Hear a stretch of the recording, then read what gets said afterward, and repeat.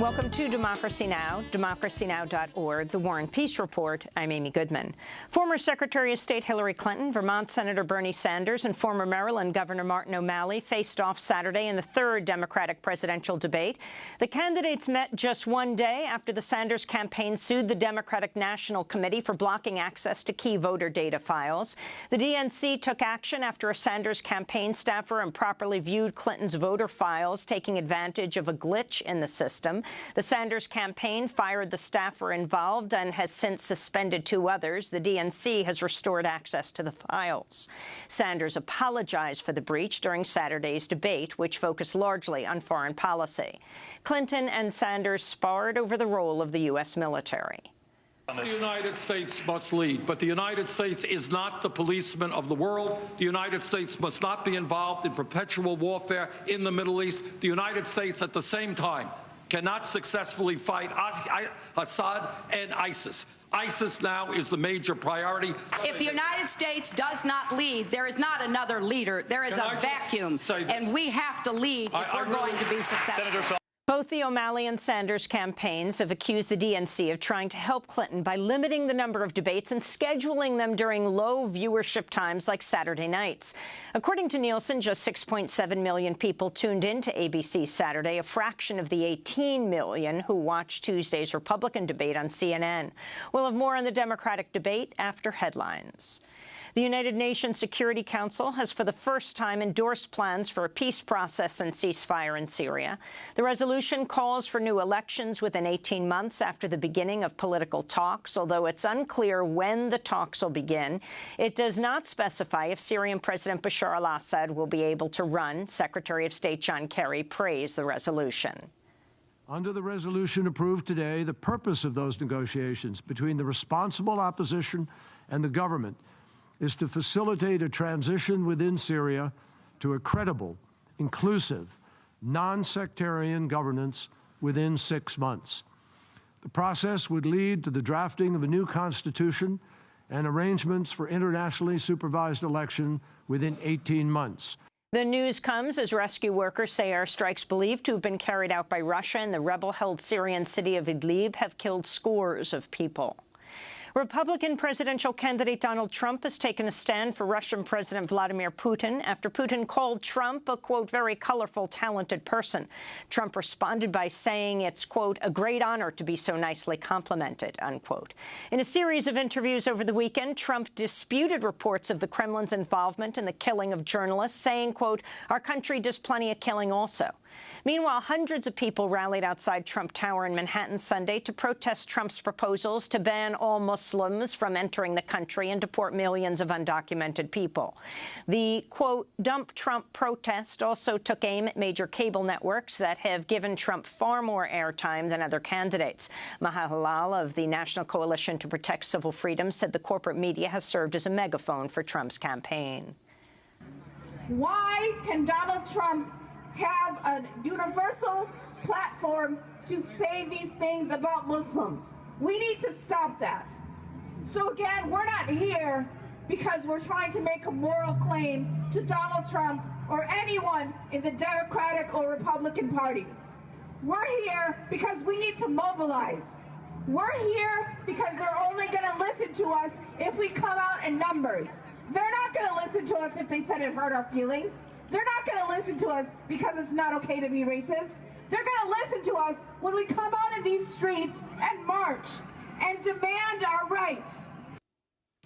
President Obama signed a $1.8 trillion spending and tax cut package after Congress passed the deal in a rare moment of bipartisan unity. The measure expands military spending and provides a $1 billion tax loophole sought by the hotel, restaurant, and gambling industry. It also lifts the 40-year ban on exporting U.S.-produced crude oil, a move Oil Change International called a disaster for the climate. Democratic leaders said lifting the ban was crucial for winning Republican support. President Obama praised Congress for passing the bill. And today they passed a bipartisan budget deal. I'm not wild about everything in it. I'm sure that's true for everybody, but it is a budget that, as I insisted, invests in our military and our middle class without ideological provisions that would have weakened Wall Street reform or rules on big polluters. Privacy advocates have objected to the spending bill's quiet inclusion of the Cybersecurity Information Sharing Act, or CISA, a measure they say will expand mass surveillance under the guise of cybersecurity. Among other provisions are new restrictions on the visa waiver program, which could force Europeans deemed to be nationals of Iran, Iraq, Syria, or Sudan, or people who have visited those countries since 2011, to obtain a visa before entering the United States. Since the move is likely to trigger reciprocal restrictions from European countries, critics warn Iranian Americans could now be treated as, quote, second-class citizens when traveling abroad. The Israeli military has fired artillery into southern Lebanon in what said was retaliation for rocket fire from the Lebanese side. The exchange comes after Israel assassinated a top commander with the Lebanese group Hezbollah in Syria. Samir Kuntar was freed in 2008 after spending nearly 30 years in an Israeli prison for his role in the killing of 3 Israelis in a 1979 attack. Kuntar died Saturday when Israel bombed a residential building in a crowded neighborhood of Damascus. The attack reportedly destroyed the 5-story building and killed an unknown number of civilians. Residents reported seeing the bodies of women and children in the rubble. In Iraq, an airstrike by the U.S.-led coalition has killed 10 Iraqi soldiers in the latest incident of so-called friendly fire. U.S. Defense Secretary Ash Carter acknowledged a U.S. aircraft carried out the strike Friday, but said it resulted from mistakes on both sides. Carter said he'd spoken to Iraqi Prime Minister Haider al-Abadi. I explained to him our regrets, and he and I agreed that this was an event that we both regretted, and that there would be an investigation of it, but that these kinds of things happen when you're fighting side by side, as we are. In news from Afghanistan, a key district in the southern province of Helmand has reportedly fallen to the Taliban. Taliban militants overran the Sangin district after 2 days of fighting, which reportedly killed more than 90 Afghan soldiers. Helmand's deputy governor had pleaded for help from Afghan President Ashraf Ghani on social media Sunday, saying, quote, "Helmand stands on the brink." In China, at least 91 people are missing after a massive landslide in the southern city of Shenzhen. A massive man-made pile of construction waste plowed into an industrial park, burying 33 buildings. In Iran, authorities have shuttered all schools and kindergartens for 2 days due to dangerous levels of air pollution. The move comes as authorities in Beijing, China, ordered thousands of factories to suspend or curb production amidst a red alert over smog. In Spain, rising support for the anti-austerity Podemos party has dealt a major blow to the ruling People's Party in national elections. Sunday's elections resulted in a deeply divided parliament, leaving the future of right-wing Prime Minister Mariano Rajoy in doubt. Rajoy's People's Party won 123 seats, the Socialist Party won 90 seats, and Podemos Party won 69 seats. Podemos grew out of the Indignados protest movement. Podemos leader Pablo Iglesias celebrated the election results. So today is an historical day for Spain.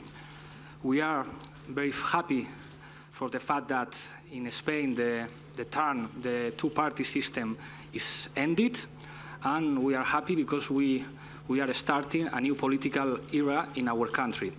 Our defense of the social justice and our fight against corruption are going to be the political lines of our group in the Spanish Congress. Spain is not going to be the same anymore. We are very happy, and now the agenda is the constitutional reform in our country. In the latest on the scandal surrounding soccer's international governing body, FIFA, President Sepp Blatter has been barred from soccer for 8 years for ethics violations. The probe by FIFA's independent ethics committee surrounded a payment of $2 million to Michael Platini, president of the group that oversees soccer in Europe. Platini was also banned from soccer for 8 years. Officials in Nashua, New Hampshire have shut down all public schools for the day after receiving a, quote, detailed threat of violence. This comes after schools in Augusta County, Virginia closed Friday amidst outrage over a homework assignment on Arabic calligraphy. The assignment asked students to copy an Islamic statement of faith known as the Shahada in order to gain, quote, an idea of the artistic complexity of calligraphy. But angry parents accused the teacher, Cheryl Laporte, of trying to convert their children to Islam. After a torrent of phone calls, emails, and social media postings, officials closed schools, citing the, quote, tone and content of the messages. President Obama's commuted the sentences of 95 federal prisoners, most of them nonviolent drug offenders serving lengthy sentences, including 40 sentenced to life terms. Obama also pardoned 2 prisoners convicted of counterfeiting and bank fraud. The move more than doubles the total number of commutations Obama has granted since taking office. Newly released cell phone footage appears to show Los Angeles sheriff's deputies shooting a man in the back as he lies pinned to the ground. Last May, deputies stopped Noel Aguilar from riding his bike with headphones. Authorities initially claimed Aguilar shot one of the deputies as they were handcuffing him, but officials later revealed the shot came from the other deputy's gun. Video just released by OC Weekly shows Aguilar pinned to the ground, asking one of the deputies why he has his gun out. The deputy fires a shot into Aguilar's stomach. Then the second deputy fires 3 shots at Aguilar. An attorney for Aguilar's family said the shooting, quote, seems like it's murder.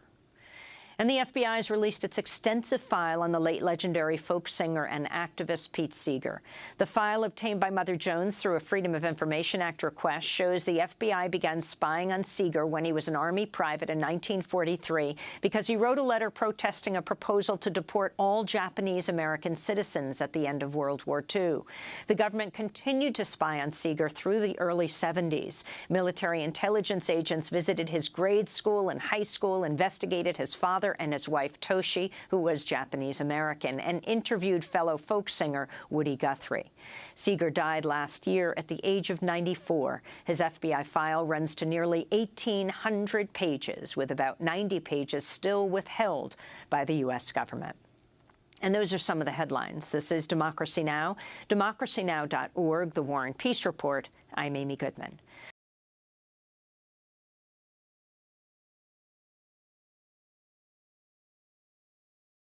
Hi, I'm Amy Goodman. I want to thank you for tuning in to Democracy Now! We are so grateful to our fans and followers for being a part of the daily conversation.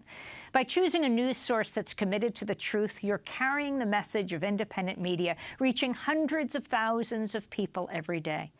In these times of war and elections, we need a media not sponsored by corporations that profit from war, but a media that's truly independent, funded by you. Democracy Now! Is not paid for by the weapons manufacturers, the insurance industry, or the oil, gas, coal, or nuclear companies. We don't take advertising or corporate underwriting dollars. That means we rely on your donations to make our daily independent news hour possible. We need your support today to keep bringing you the hard-hitting, in-depth reporting you've come to expect 5 days a week. Visit democracynow.org, or you can call 888-999-3877. That's 888-999-3877 to make your holiday gift to Democracy Now! Today. Thanks so much for sharing Democracy Now! Stories all year long.